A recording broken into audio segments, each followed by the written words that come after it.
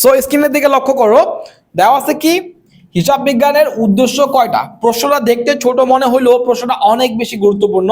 তো আমরা জানি হিসাব বিজ্ঞানের উদ্দেশ্য হচ্ছে দুইটা, ঠিক আছে। দুইটা উদ্দেশ্য কি কি? একটা হচ্ছে প্রাথমিক উদ্দেশ্য, আর একটা হচ্ছে কি মুখ্য বা প্রধান উদ্দেশ্য। ওকে, কি বললাম? হিসাব বিজ্ঞানের উদ্দেশ্য দুইটা, একটা হচ্ছে প্রাথমিক উদ্দেশ্য আর দুই নম্বর হচ্ছে মুখ্য বা প্রধান উদ্দেশ্য। সব প্রশ্নটা ছোট মনে হইলো, বাট প্রশ্নটা অনেক বেশি গুরুত্বপূর্ণ ঢাকা বিশ্ববিদ্যালয়, রাজশাহী বিশ্ববিদ্যালয় এবং গুচ্ছ অধিভুক্ত বিশ্ববিদ্যালয় পরীক্ষার্থীদের জন্য।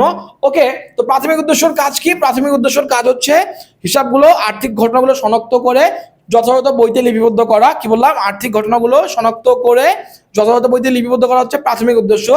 মুখ্য উদ্দেশ্য হচ্ছে তথ্য সরবরাহ করা, যারা হচ্ছে সিদ্ধান্ত গ্রহণের সাথে জড়িত, প্রতিষ্ঠানের সিদ্ধান্ত গ্রহণের সাথে জড়িত, তাদেরকে তথ্য সরবরাহ করা হচ্ছে মুখ্য উদ্দেশ্য।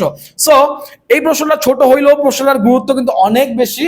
আর পরীক্ষায় কিন্তু আসবে না হিসাব বিজ্ঞানের উদ্দেশ্য কয়টি, পরীক্ষা আসবে যে প্রাথমিক উদ্দেশ্য কি, প্রাথমিক উদ্দেশ্য কি বা মুখ্য বা প্রধান উদ্দেশ্য কি, এটা ঢাকা বিশ্ববিদ্যালয়ের রিটেনেও চলে আসতে পারে। তো অনেক বেশি গুরুত্বপূর্ণ, রিলসটা ভালো করে দেখে সেভ করে নাও, কাজে লাগবে। ধন্যবাদ সবাইকে।